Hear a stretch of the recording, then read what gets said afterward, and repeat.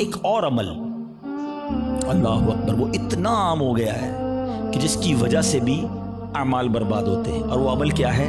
हदीस पाक सुनाता हूँ। अल्लाह के हबीब अलैहिस्सलातु वस्सलाम फरमाते हैं, और वो अमल ये है कि बंदा किसी से हसद करे।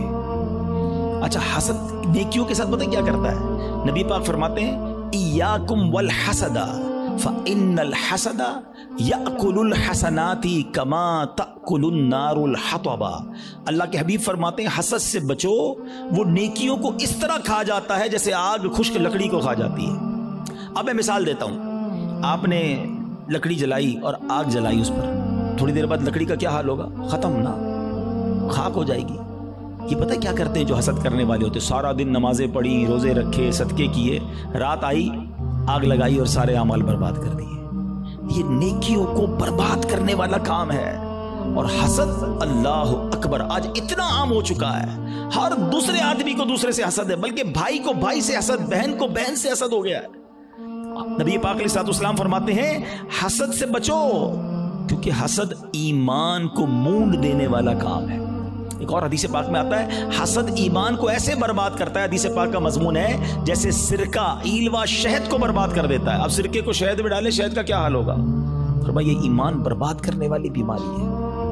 और आज कोई किसी को खुशहाल देखने के लिए तैयार ही नहीं है। अच्छा, बाज़ औक़ात पता है क्या होता है, जब इस तरह के बयान होते हैं, मैंने कहा ना ये लड़ाई जारी रहेगी, इस बयान के दौरान भी शैतान साथ चल रहा होगा, है किसी के जहन में सवाल कर रहा होगा, यार मौलाना साहब बात तो ठीक कर रहे हैं, मगर मैं तो हसद नहीं करता।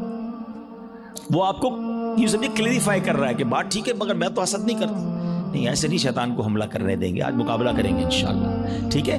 अब मैं आपको कुछ सिम्टम्स बताता हूँ, कुछ निशानियां बताता हूँ कि जिसकी वजह से आपको ये रियलाइज होगा कि मैं हसद करता हूं कि नहीं करता। पहले तो हसद की तारीफ क्या है ये समझ लो। हसद की तारीफ ये है, द डेफिनेशन ऑफ जेलसी, कि अगर किसी शख्स को कोई नेमत मिले तो मेरा दिल ये चाहे कि ये नेमत छीनकर मुझे मिल जाए, या कम से कम इसकी बर्बाद हो जाए। ये हसद है, ये जहन्नम में ले जाने वाला काम है, हराम। हसद की एक जायज सूरत भी है, उसको हसद नहीं कहते, उसको हमारी उर्दू जबान में रश्क कहते हैं, अरबी में गिब्ता कहते हैं। वो क्या है कि जब किसी को नेमत मिले तो बंदा कहे, अल्लाह इसको दिए मुझे भी दे दे। इसमें कोई हरज नहीं है, ये अच्छी बात है, इसमें जायज नहीं है। लेकिन जो दूसरी वाली साइड है वो बहुत ज्यादा बढ़ गई है। ठीक है, पहले तारीफ पता चल गई, अब कुछ निशानियां बताता हूं, चेक कर लेते हैं। अगर ठीक है मेरे अंदर नहीं तो फिर सही है, फिर तो अल्लाह का शुक्र है मेरा दिल साफ है। अगर गड़बड़ है तो फिर इलाज भी बताऊंगा। अब पहले तो लेबोरेटरी टेस्ट कर लेते हैं एक दूसरे का। चेक कीजिए आपकी लाइफ में कोई ऐसा है। अच्छा, ये एक और पहले बात बता दूं, हसद जो है ना होता ही उससे जिसको हम जानते हैं, जिससे ताल्लुक होता है। जिससे ताल्लुक नहीं उससे हसद नहीं होता। हमें फैसलाबाद में रहकर ब्राजील के किसी शख्स से हसद नहीं हो सकता, हम जानते ही नहीं उसको, पता नहीं क्या कर रहा है। हसद किससे होगा? या तो किसी दोस्त से होगा, या किसी रिश्तेदार से होगा, या अपनी फील्ड के किसी बंदे से होगा। आप कारोबार करते हैं ना, किसी कारोबारी, अपने किसी कारोबारी से हो जाएगा, हैं, अपने किसी रिश्तेदार से हो जाएगा, अपने किसी दोस्त से, अपने किसी करीब पड़ोसी से हो सकता है, जिसको आप, जिसके साथ आपका इंटरेक्शन है ना, आप उससे हसद कर सकते हैं। अब चेक ये करना है कि मैं किसी से हसद करता हूं कि नहीं। ठीक है, मैंने आपको बाउंड्री बता दी है।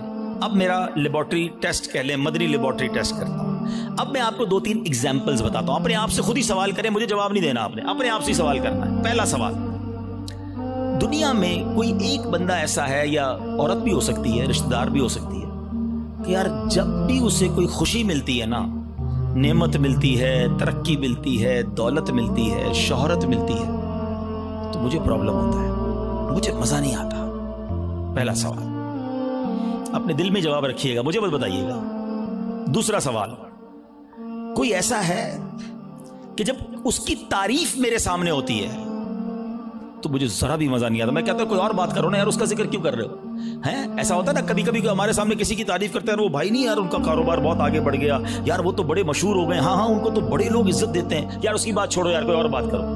अगर कोई ऐसा है कि उसके बारे में जब मुझसे कोई बात करता है और यहां पेन फील होता है, मैं बात बदलता हूं। This is the second question. ठीक है, ये दूसरा टेस्ट है। अब तीसरा टेस्ट, कोई ऐसा है कि जब उसका नुकसान हो जाए, हैं, बदनाम हो जाए, उसका पैसा बर्बाद हो जाए, माद अल्लाह उसकी फैक्ट्री में आग लग जाए, उसका घर तबाह हो जाए, या उसके घराने में कोई झगड़ा हो जाए, उसकी फैमिली तितर बितर हो जाए, तो अंदर ही अंदर खुशी होती है, हाँ यार अब मजा आया, हाँ मैं तो चाहता यही था ये बर्बाद हो जाए। These are the 3 symptoms। ये 3 सवाल हैं आपसे, जवाब मुझे कोई ना दे, अपने दिल से पूछो। अगर किसी के बारे में इन तीनों में से कोई एक भी कैफियत है ना, तो फिर हसद और किसको कहते हैं? जनाब आप बीमार हो चुके हैं, डॉक्टर कहता है ना आपके टेस्ट के बाद शुगर हो गई है भाई, ब्लड प्रेशर हो गया, अब हुण एहतियात करो, तो तुसी हुण एहतियात करो, तुहाडे दिल विच हसद आ गया है। अगर इन तीनों में से कोई एक बात का जवाब हाँ में आ रहा है, और कोई बंदा या कोई रिश्तेदार, औरत या फैमिली का कोई मेंबर जहन में आ रहा है, आपको पता है इतना मक्कार है शैतान, बहन को बहन से हसद करा देता है। कैसे? एक बहन खुशहाल है अपने ससुराल में, दूसरी बेचारी गरीब है, अब उसके दिल में डाल देगा ये तरक्की कर रही है, मैं पीछे रह गई, बर्बाद। नेकियां पर, अच्छा जिससे हसद कर रहे हैं ना, हम उसका बिगाड़ कुछ नहीं सकते। एक और बात सुन लेना, आज हसद इतनी खतरनाक बीमारी है कि हसद हो गया तो जल खुद ही रहा हूं मैं, उसका कुछ नहीं बिगड़ रहा, वो तरक्की किए जा रहा है, ना रात को नींद आ रही है, उसी के बारे में सोची जा रहा हूं, दिल अलग जल रहा है। कयामत की आग तो अलग है, अभी से दिल जल रहा है। इतनी खतरनाक बीमारी है हसद के। दुनियावी सिम्टम्स बताऊं आपको, हमें बहुत सारे लोग मिलते हैं, आकर कान में कहते हैं, कभी पर्ची देते हैं, नींद नहीं आती, सुकून नहीं है, मैं सोचता बहुत हूं। जिसको भी ये प्रॉब्लम है ना, चेक कर ले उसने किसी ना किसी का हसद पाला हुआ है, क्योंकि वो तरक्की किए जा रहा है, तुम्हारी नींद उड़ती जा रही है, तुम सोचते ही उसके बारे में हो। प्रॉब्लम होती है यार, एक और फैक्ट्री, एक और बंगला ले लिया, एक और कोठी ले ली, एक और गाड़ी ले ली। अरे भाई ले ली तो तुम्हें क्या प्रॉब्लम है? इतनी खतरनाक ये बीमारी है कि चैन नहीं लेने देती बंदे को। ये सोचिएगा, यानी इसके दुनियावी नुकसान भी है ना। मैं अपनी फैमिली से डिस्टर्ब हो गया, मैं अपनी लाइफ से डिस्टर्ब हो गया, क्योंकि मैंने किसी का हसद दिल में पाल लिया। यार इसको तो मेरे मोहल्ले में कोई नहीं जानता था, आज ये पूरी दुनिया में पॉपुलर हो गया, इसको इतनी इज्जत कैसे मिल गई? मैं भी तो एक, अच्छा ये पता है सिर्फ आम लोगों में नहीं, ये उलमा में हसद हो जाता है, नात खानों में आपस में हसद हो जाएगा। जो जिस फील्ड का होगा ना, हम जिस फील्ड के, हमें अपनी फील्ड वाले से हसद हो सकता है। अच्छा इसका बयान इतना अच्छा हो गया, इसकी आवाज इतनी अच्छी हो गई। शैतान मर्दू कि कोई खूबसूरत होता है उससे हसद हो जाता है, बहुत सारी चीजों से हसद होता है, दौलत से, शोहरत से, खूबसूरती से, ताकत से, इक़्तिदार से, कोई भी नेमत मिले।